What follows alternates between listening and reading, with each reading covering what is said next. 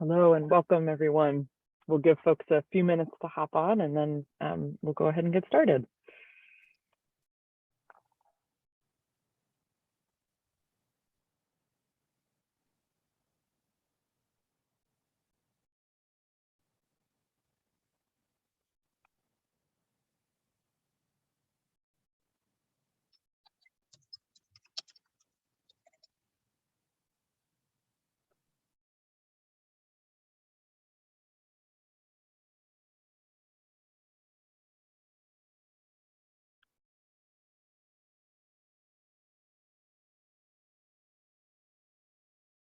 I think that maybe 2 minutes more, we will start, because if not, will be too much time. Yes, that's great. Thank you.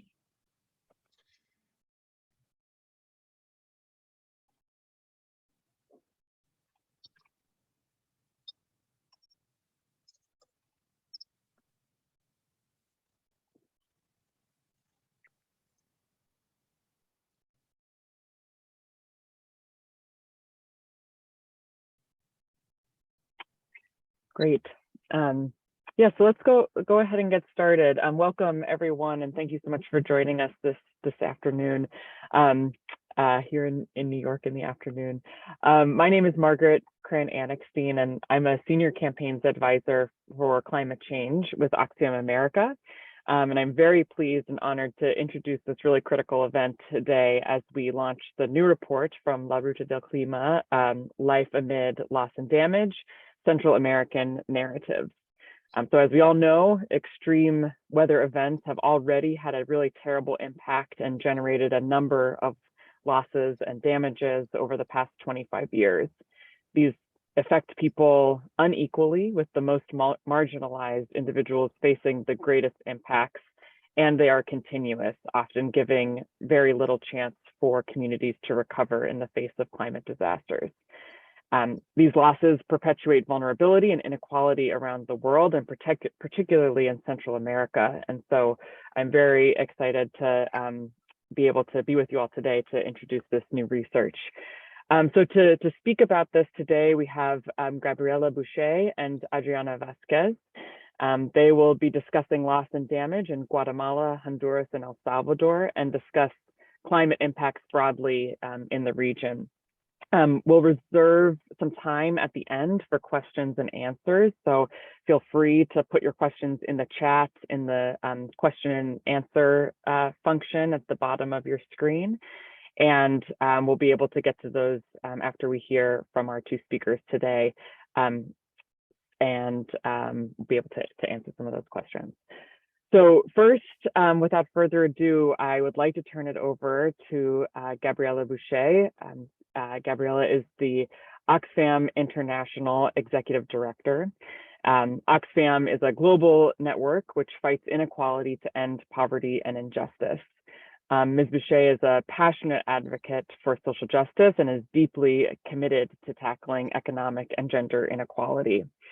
She's also a member of the World Bank Advisory Council on Gender and Development, and sits on the Advisory Council of the Grand Challenge on Inequality and Exclusion. Ms. Boucher grew up in Colombia and has worked alongside children and communities affected by Colombia's decades-long armed conflict and contributed to peace-building efforts there. And prior to Oxfam, Ms. Boucher was the Chief Operating Officer at Plan International and led Fundación Plan Colombia. So we're very excited to have Gabriela on with us today, and I will turn it over to you. Thank you very much, Margaret. Thank you for the warm welcome. And I think we're all very much looking forward to hearing from Adriana on this new research. But first, I wanted to do an introduction from Oxfam, and to start by bringing to this space a responsible, determined woman called Heidi Ramirez in Guatemala. Her village was hit by hurricanes Eta and Iota, and Heidi lost everything: her crops, possessions, and livelihoods. Her community lost its food storage center, the school, and the playground.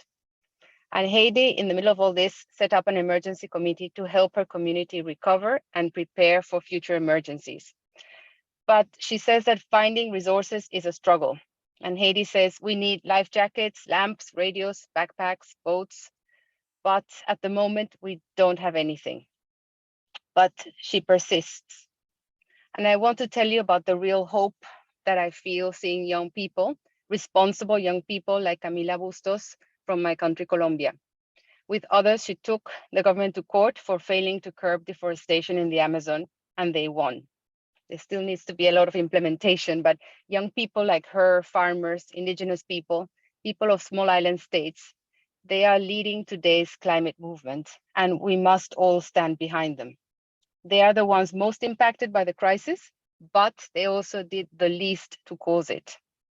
And here we need to ask ourselves, who has caused it? Who is in effect liable? And as we all know, this crisis didn't start yesterday. We must talk about historical responsibility. And the rich world is responsible for 92% of all excess emissions, and also, therefore, for 92% of all climate damages. And this is over a long period of time since the Industrial Revolution. So we can dig a bit deeper and ask who among those people is causing really this crisis. And for a long time, it was assumed that it was middle-class people in countries like China and India who were escaping poverty and causing rising emissions. But Oxfam's data shows that the real reason for rising emissions is not people escaping poverty, but the overconsumption of the world's richest people across countries. So the carbon emissions of the richest 1% are double that of the bottom 50% of humanity combined. And we have been saying this as Oxfam for some time, but it's important that we deeply understand what that means in terms of responsibility. And it reminds us that the inequality crisis and the climate crisis are intertwined. So we need action in every country to bring down emissions of the richest people. And above all, rich countries need to come to terms with that historical responsibility that we're talking about. Rich countries' denial of their historical responsibility is as dangerous as denial of the climate crisis itself. And this needs to change urgently if 1.5 degrees above pre-industrial levels of warming is to be kept within reach. And if we are to avert the worst impact of the climate crisis. That means rich countries meeting their obligation to cut emissions hard and fast. And it means meeting their obligation to help developing countries to deal with climate impacts that are already happening now. Central America contributes 0.26% of global emissions, yet it is one of the regions most at risk from extreme weather events. Droughts have become longer and more severe, and when the rain does come, it's heavier than ever, but runs right off the hard patched soil, creating a vicious cycle of extremes.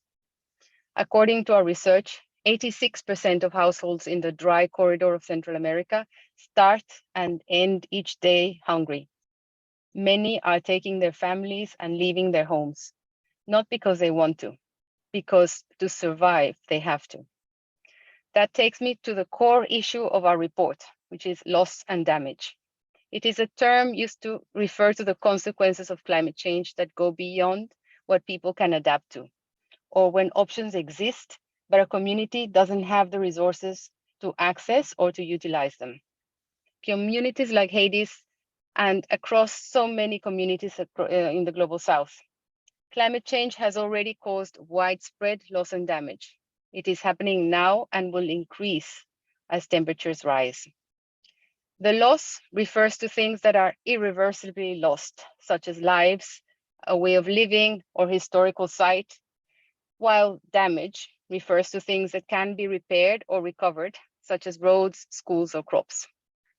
Rich nations have up to now blocked loss and damage finance negotiations for many years. At COP26, they rejected calls for a new finance facility to address loss and damage, and instead agreed to a 3-year Glasgow dialogue to discuss future arrangements. This just added insult to injury. Loss and damage finance is a make or break issue for COP27. It is a matter of life and survival, and it is urgent. So it seems the Egyptian presidency is serious about this issue, and there is consensus to have loss and damage on the agenda. But we also need to wait and see what exact form it will take. For our part, Oxfam will keep up the pressure all the way to COP27, and we're calling for two things. First, rich countries must pledge money to address loss and damage. This should be in addition to existing climate finance and aid commitments. Poor countries cannot be expected to foot the bill for a crisis they have done the least to cause. They cannot be left to pick up the pieces by themselves. The cost of loss and damage to low and middle income countries, for instance, the money needed to rebuild homes and hospitals or provide shelter and food after a cyclone, could reach 290 billion and 580 billion a year by 2030. So, for example, the ongoing floods in Pakistan are a case in point. Early estimates suggest that the economic costs will reach a minimum of 10 billion. But these costs will be dwarfed by non-economic losses, such as the loss of life, cultures and ways of living, biodiversity, and more. And the second point that we're advocating for is that rich countries must agree to establish a finance facility for loss and damage, a formal delivery body for funding, with annual contributions based on responsibility for causing climate change and also the capacity to pay. Paying the cost of climate-driven loss and damage should be on the basis of responsibility, not charity. So rich countries, rich people, and rich corporations most responsible for causing climate change must pay for the harm they are causing. It is a time for a surge of responsibility. Responsibility that Haiti, Camila, farmers, small island states, indigenous peoples are providing that can inspire us all. Responsibility that rich countries must finally offer in Egypt. Thank you. Gracias. Back to you, Margaret. Thank you so much, Gabriela. Thank you for sharing these stories and issuing this really clear call to action to hold the richest and most responsible liable for losses and damages. Next, we have Adriana Vasquez Rodriguez to speak more specifically about this new report, specifically looking at the impacts of climate losses and damages in Central America. So Adriana is an economist and has more than 10 years of experience working with civil society organizations. She is the administrative director of La Ruta del Clima and is responsible for this really crucial research and the study of the life amid loss and damage Central America narrative. So I'm very pleased to turn it over now to Adriana. Hi, can you hear me well? Yes, we can. Okay, thank you. I'm going to share my screen. Just give me 1 second. And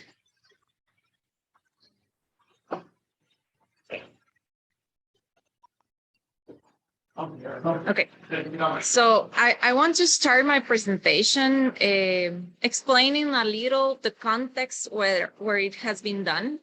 We worked on the dry corridor of Central America. That means that is the part of the countries that are located between Mexico and Costa Rica, but especially focused in Guatemala, Honduras, and El Salvador.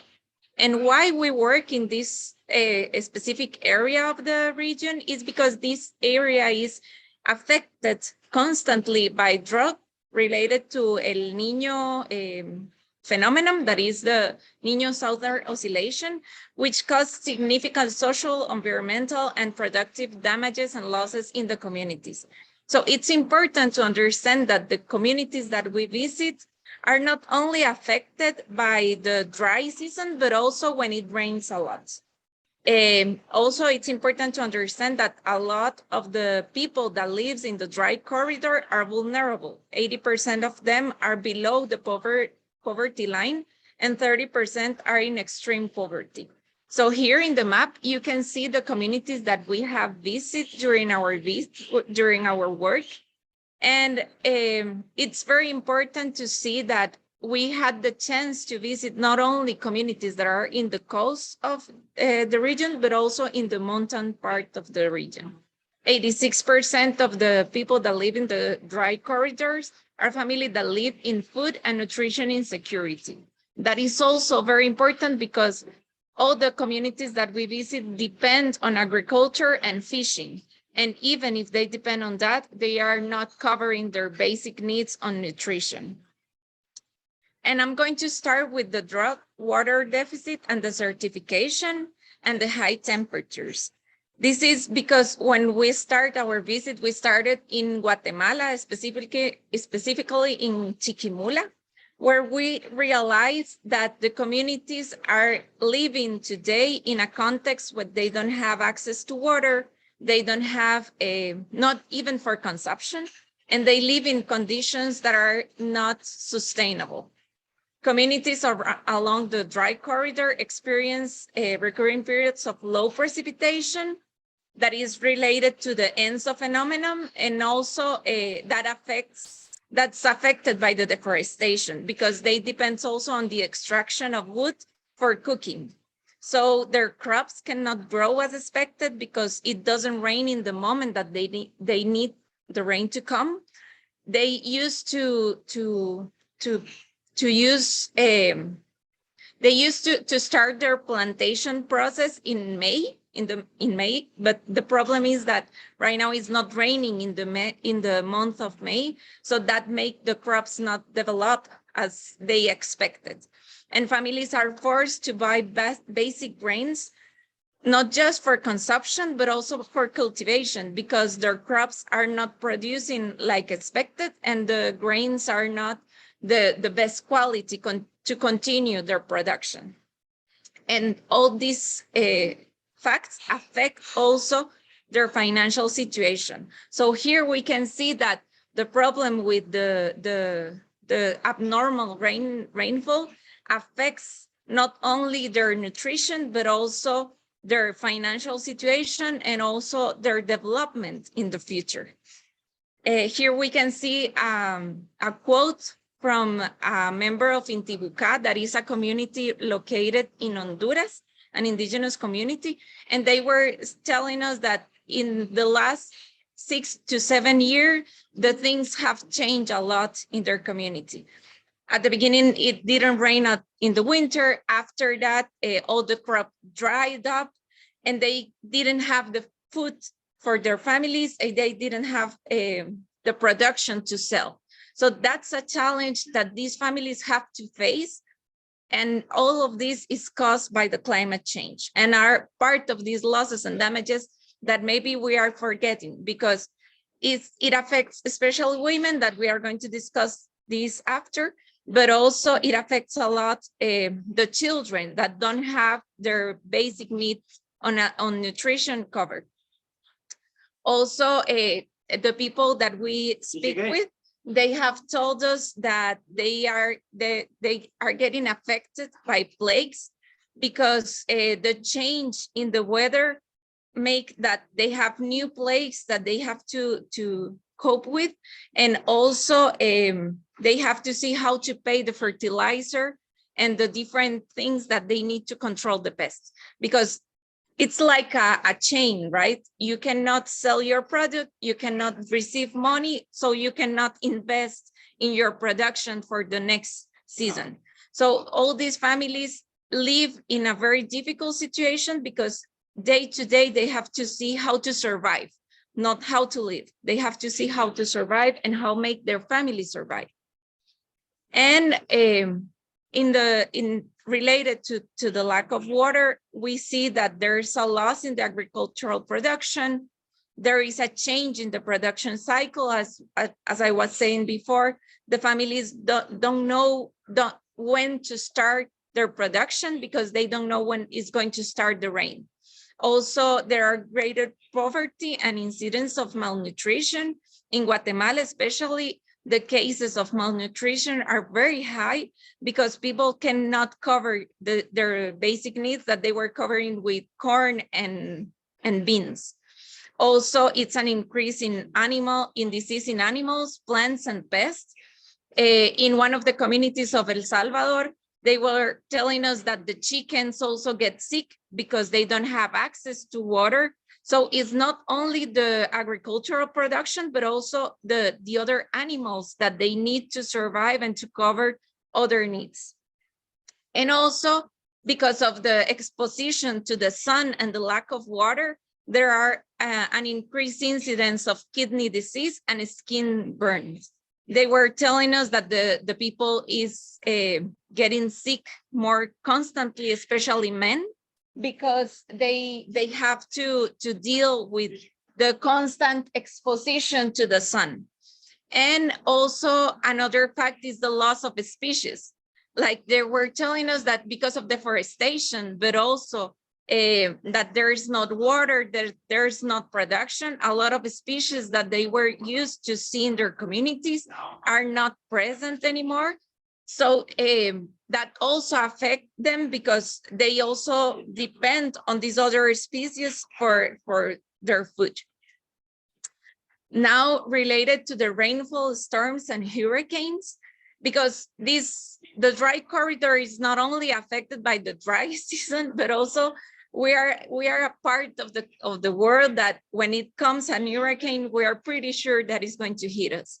So we have also to deal with this problem. So most of the rainfall is concentrated over a shorter period than expected. And that also, it's an important change because the ground is saturated with water. So we have to deal with all the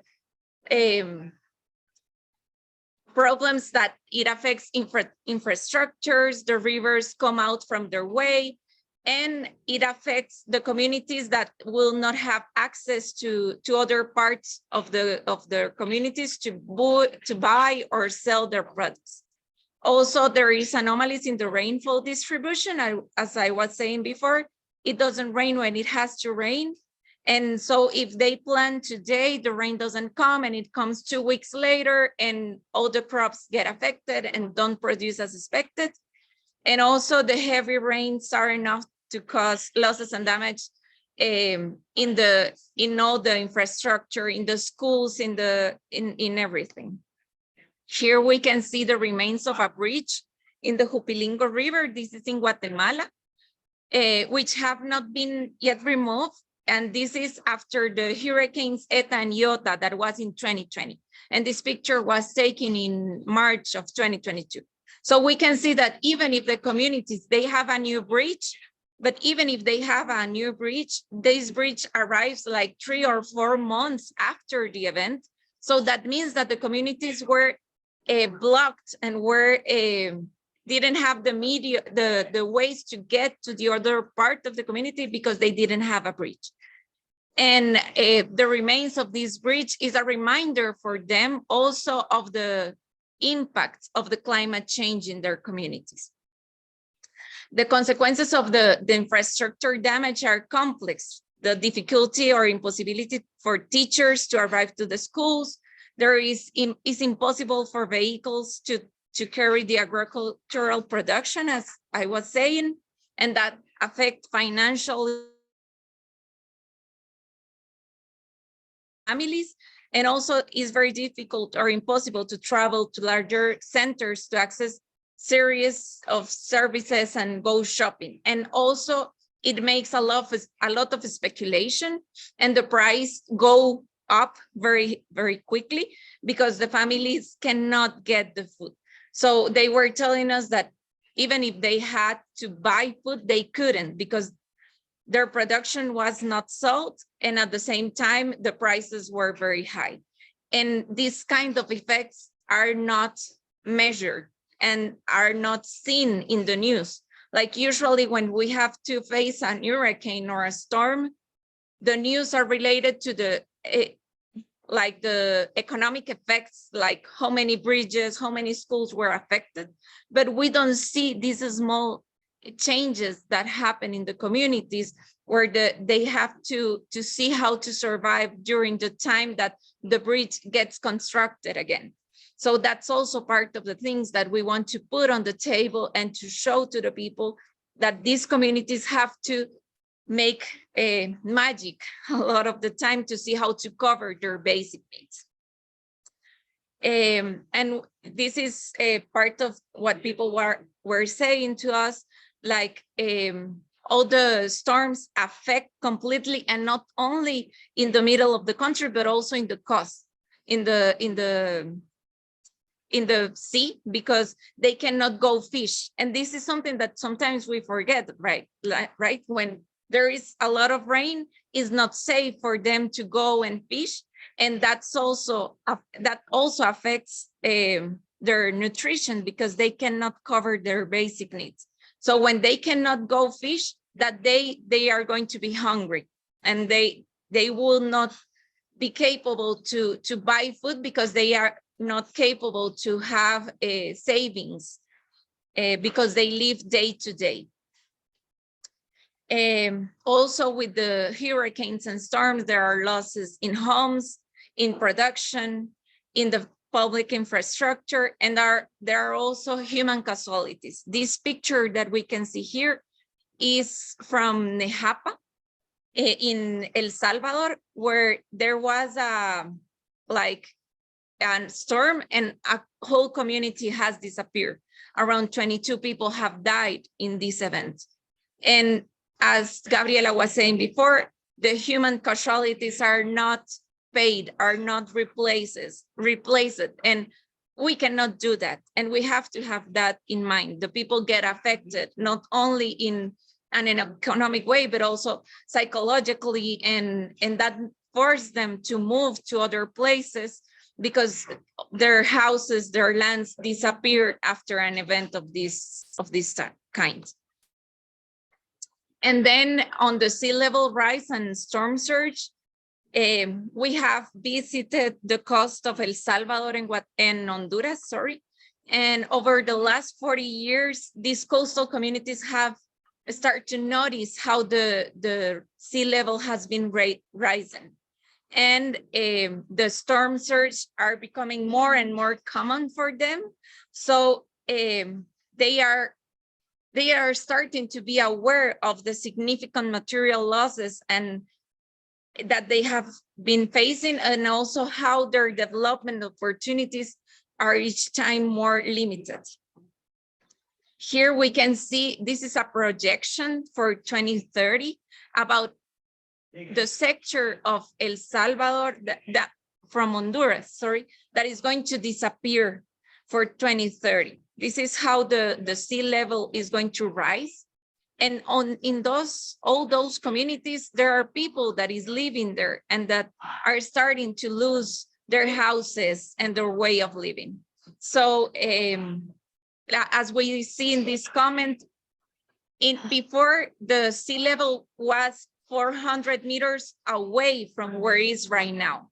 And they tell us that a complete community has disappeared, an hotel has disappeared, and a lot of their economic development infrastructure has completely disappeared.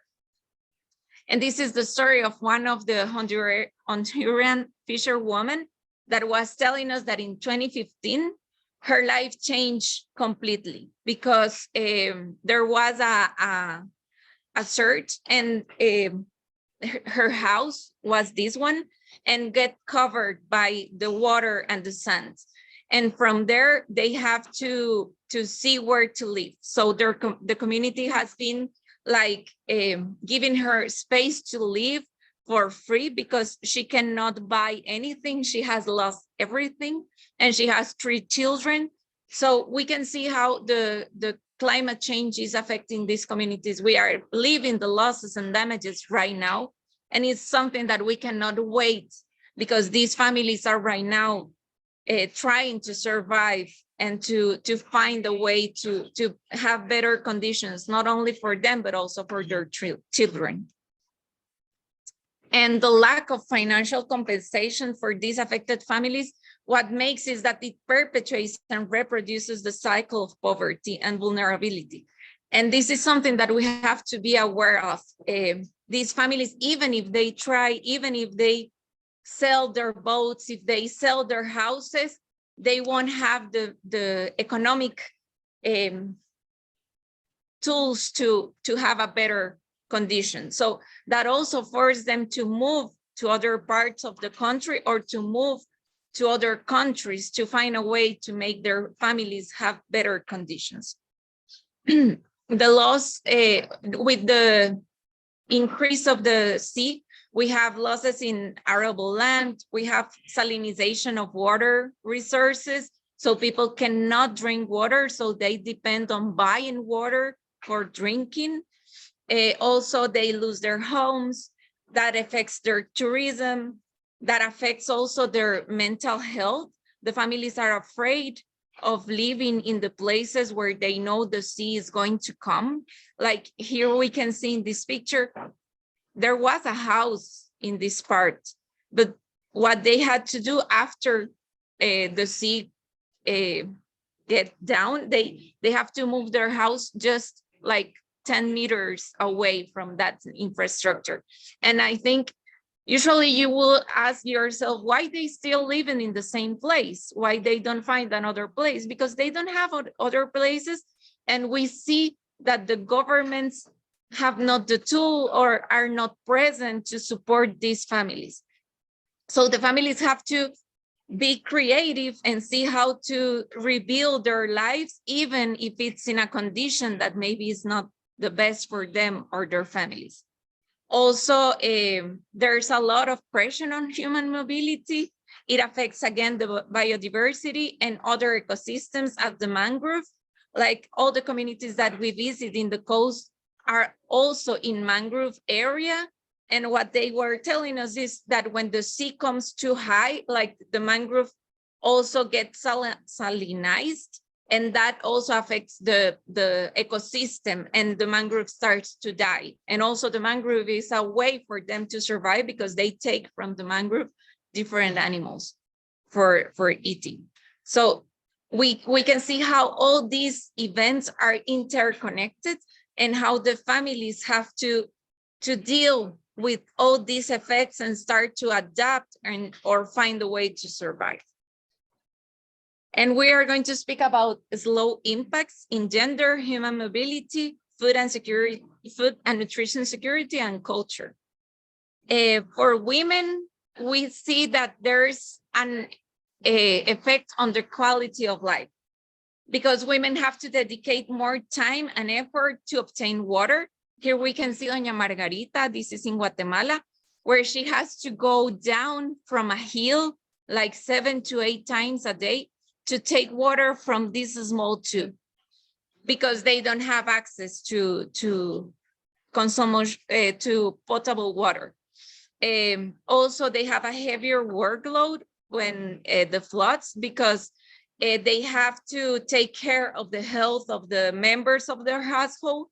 And also, if they are single moms, they have not only to take care, but also to find food to bring to the house and to secure that their children are going to have food for that day. And also they have to deal with the loss of income, because as they have a lot of work, reproductive work in their houses, they cannot go to work that day or to harvest that day. So that also affects their income. And as we see here, women here don't stay home. That's part of what they were telling us. Like they have to take care of their children, and they have also to work. So what they do is that usually they take their families to the mangrove or to the plantation to help them, and that way they can continue to produce and to bring food to their houses. As I said before, a lot of these families live day by day, and they don't have savings for the days where there is a storm or a crisis in the community. And also they have to deal with the family disintegration that happens a lot when men are the ones who migrate, because they have to harvest in another part of the country, or because they go to the US to find work. So women are left alone, and that means that they have to find also how to work and produce for their families. And at the same time, they have to see how to distribute the food and to bring all these tools to their families to secure their food. So it's part of the things that we don't see, and usually we don't speak, that the losses and damages affect more the women than other sectors of the communities. And about human mobility, According to the IPCC, climate change is playing an important role in the process of human mobility. People are more pushed to move to other countries or to other parts of their country because they lose everything that they have in their community or in their house. This is a picture in El Salvador. There we had a house before, and right now it's empty and we don't know where the people went. So it's also part of the things that we have to think. Sometimes they prefer to leave whatever they had and to start a new life, even if it's not secure, because they don't have an option, and stay there, it starts to become a problem. And here we have a testimonial also from a family that remembers the day that they have to move to Guatemala for some time because their house was flooded, and they stayed in Guatemala around 8 months. And after that, they decide to get back to their country and to stay in the place where they used to live before. And also another testimonial of a neighbor that moved to the US or tried to move to the US, and in the process of getting there was attacked and lose everything. So also is not only the decision of migrating, but it's also the cost that it has, the migration, because maybe you are not going to get there and to be safe, and it can make you in a position of danger and affects also your integrity. And about the food and nutritional security, we see, as I have shown during the presentation, there are there is crop damage and losses that reduce the amount of food available to families. And also, like there is not a lot for sale, they don't have cash available for basic needs, so they cannot cover their basic needs on nutrition. And in culture, a lot of the people that we speak with have told us how they have been losing all their agricultural practices, their languages, their typical dishes, their celebrations, because before these different changes in their context, they used to find a specific kind of food or animal for prepare some dishes. And they have, in one of the communities, they were telling us that in May, they used to meet all the community and share food because it was the start of the rainy season, like the productive season. And right now they cannot do that because they don't know when it's going to rain. And also they don't know if their production is going to be good. And for starting my closing, as these producers say, they don't know how the things are going to be, and they don't know if they are going to survive. And I think it's important that we put this on the table. These communities, the communities of Central America are right now facing a big challenge. And it's not only about the economical losses, but it's also about their peace of mind and also about their options of development and growth. We are now facing the challenge that they don't know if they are going to be right. And usually when people ask why people decide to migrate, it's because they are forced. They don't have other options to have good opportunities. And some reflections is that these events are not isolated, but are cumulative. Also, we have inequality and vulnerability that is reinforced every time. And there is an absence of the states, and a lot of the democratic spaces are getting closed every time. So also there are not space for people to call out the government and to ask for more support.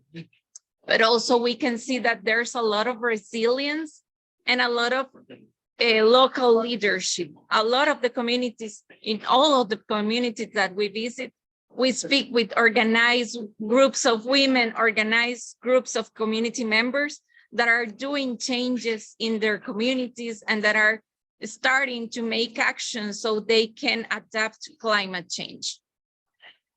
And that's it. Thank you. Thank you so much.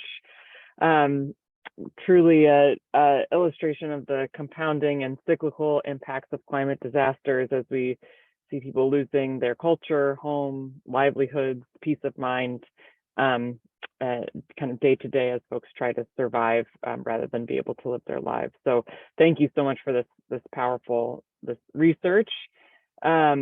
And I'm looking forward to getting a chance to have some questions answered. Now we have about 15 minutes for questions and answer. So our first question here, and folks, if you have questions, you can put those in the Q&A feature at the bottom of your Zoom screen. So the first question is for Gabriela.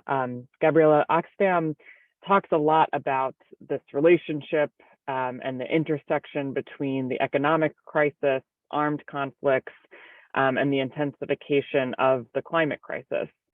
So can you tell us a little bit about how this context is reinforcing inequality, and particularly in light of a report that Oxfam put out last week, which we can also put in the chat, how we can be looking at this in terms of inequality as well as hunger globally? Thank you, Margaret. And I wanted to first also acknowledge Adriana and La Ruta del Clima and this very important research, because it's looking at so many different dimensions and how they unfortunately are compounding each other to make a very difficult situation even more difficult. And it's good to hear from how specifically it manifests in the different countries in Central America. And Central America being one of those, unfortunately, one of those climate hotspots. But even within it, you can see the differentiated impacts and the fact that there's different weather events at play there, the drought, but also, of course, the storms and hurricanes and the rising sea levels, and how all that affects people. And as you were talking about it, Adriana, you can see people having over the last few years seeking to somehow adapt to all of this, but finding it increasingly impossible to adapt. And this is where we say this, that moment when you move from adaptation to loss and damage. And yeah, later I would also like to ask Adriana, sort of what did the people in those communities say would be necessary for them to be able to remain in those territories, and what would they really need in terms of what government support and what would they need to rebuild lives in that context.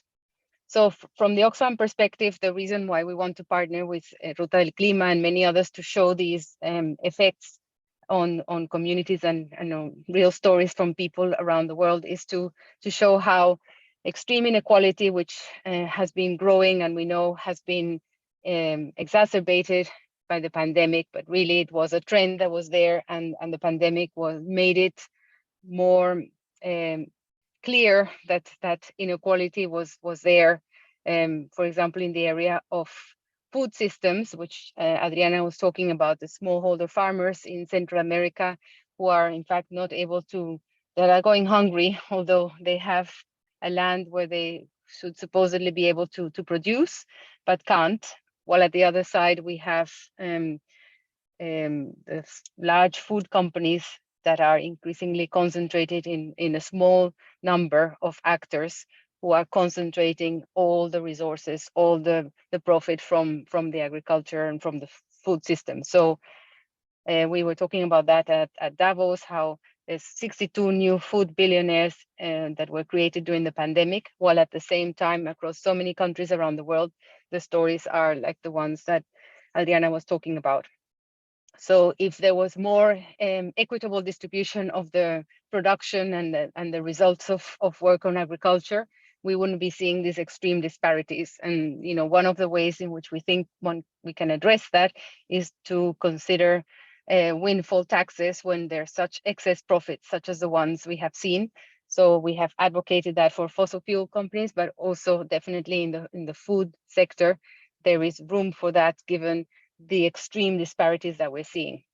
And we see there's a strong correlation in the report that we published last week, hunger in a warming climate.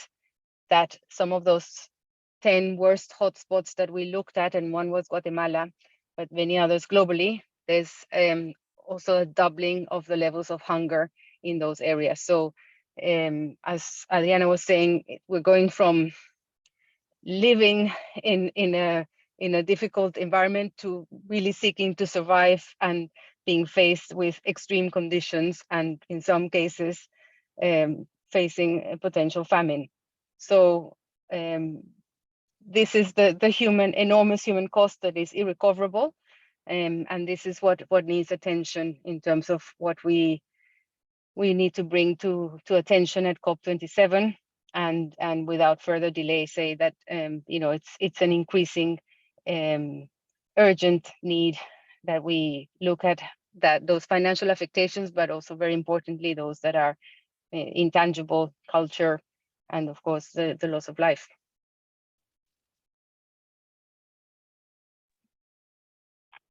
Thank you, Gabriela. So Adriana, I wonder if you would like to speak a little bit to Gabriela's question, asking about, in doing your research and pulling together this report, what are the people in these communities asking for from governments, and what would they need in order to be able to really respond to the losses and damages that they're experiencing, particularly as we see increased extreme weather events in the coming years?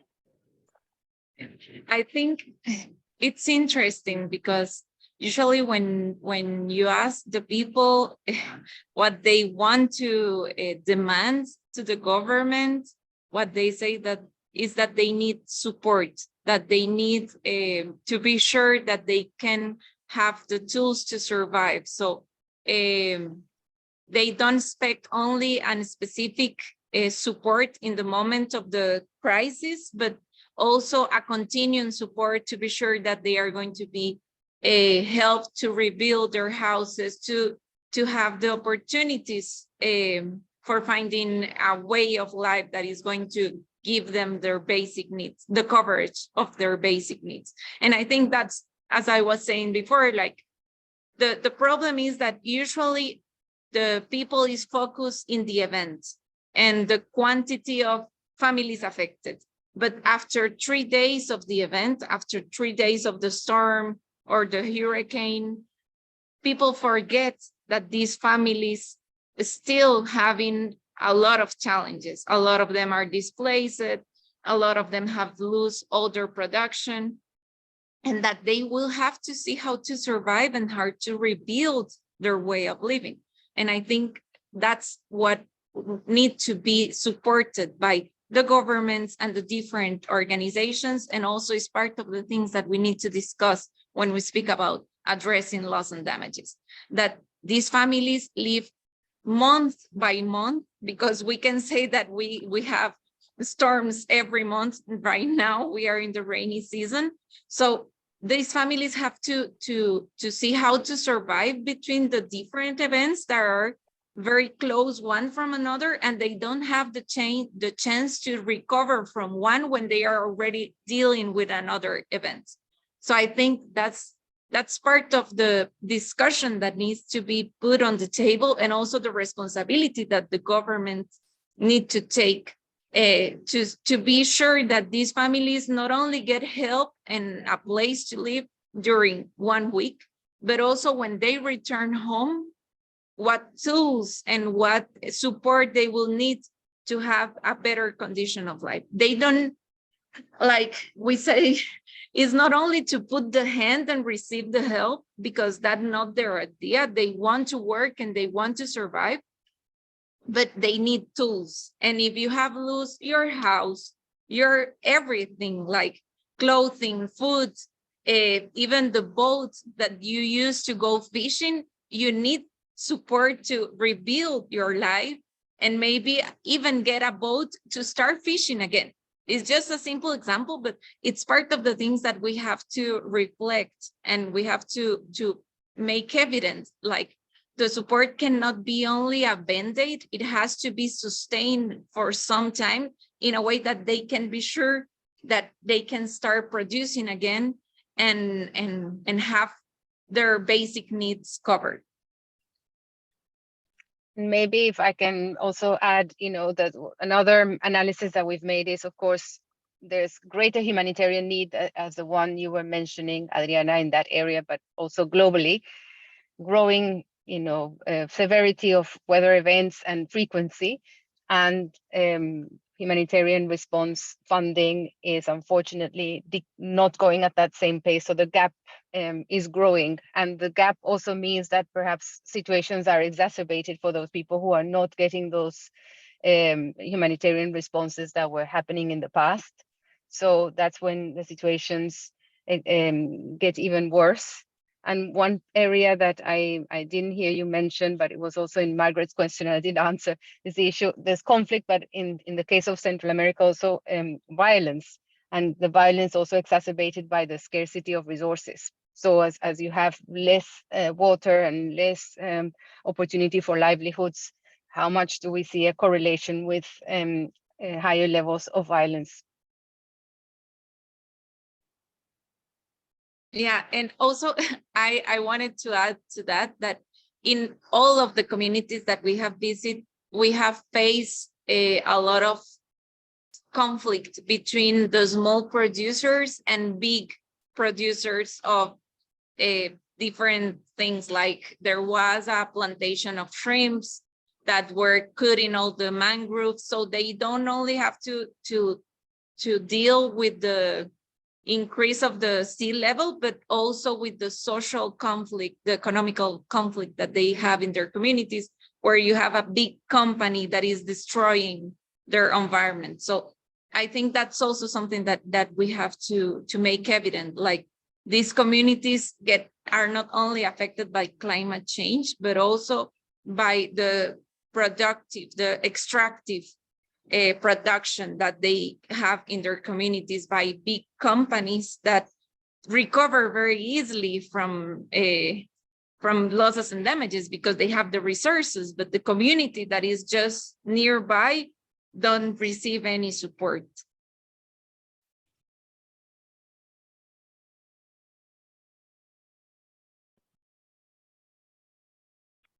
Thank you. I think we have another question that's just coming here. I'm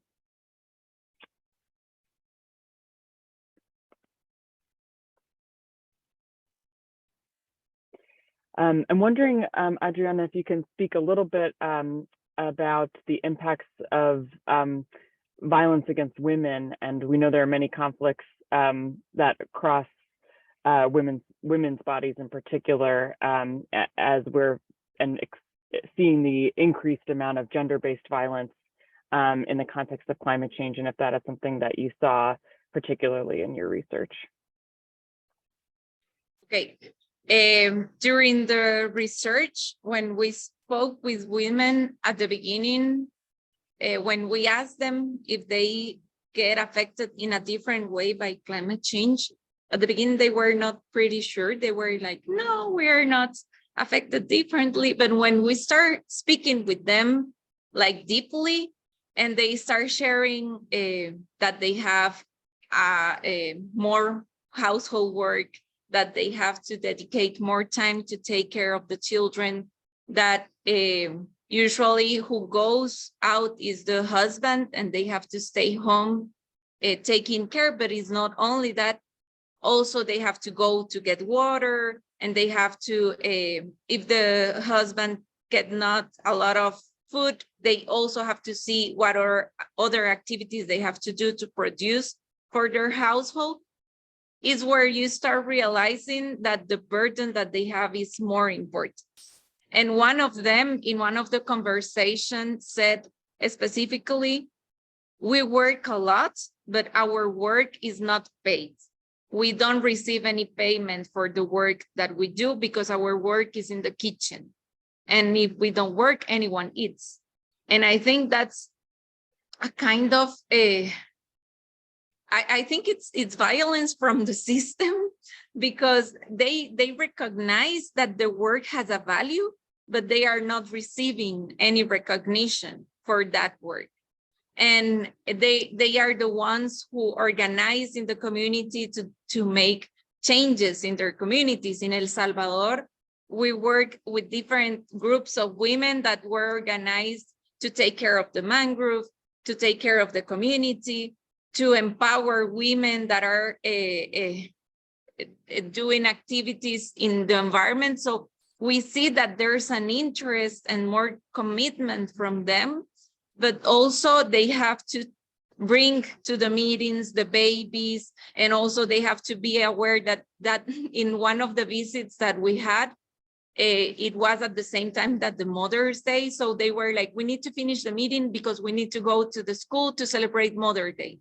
So this kind of different activities that they have to make magic to be in one another place at the same time. It's also violence that they have to deal with because their mental burden, they have a lot to be thinking and solving at the same time. And it's part of the things that no one sees.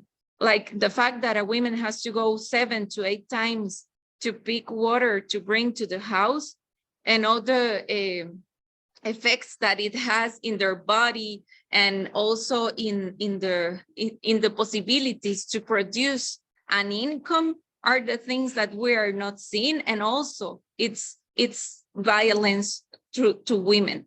So it's not explicit, like they are not going to say explicitly, like we receive this kind of violence, but when we start speaking with them, we start realizing how they are affected in a different way. And also about the human mobility, the challenge that they have is that a lot of times their husbands or the men of their house are the ones who migrate, and they are the ones who stay.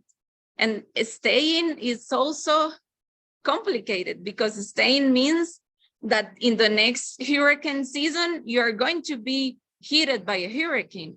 If you stay, it means that you have to still trying to find water every day. Staying means that you are not sure if your house is going to survive the next increase of the sea. So I think this also is affecting their mental health and is affecting their possibilities to develop and to give to their families opportunities to survive. And this has effects also in the communities in general, because the children that are growing in this context are children that are growing without safety about their future, without the tranquility to be in a safe place. So it's part of it's violence, it's systematic violence that they are living every day. Yeah. Yeah, thank you so much. That is it's very, very profound thing for us to end on, and I appreciate that context as we move forward in our advocacy to address the impacts of loss and damage, and the call to action to have the wealthiest countries and corporations pay for losses and damages for those who are most impacted by this climate disaster. So thank you both, Gabriela and Adriana, so much for your work in this, and thanks very much to La Ruta del Clima for this excellent research and report. I'll put the link to the report in English and Spanish once again in the chat. And thank you all so much for joining us today. We'll wrap up here and definitely visit this website to see the report. And thank you again so much for joining us this afternoon. Right. Thank you. Bye. Thanks. Thank you.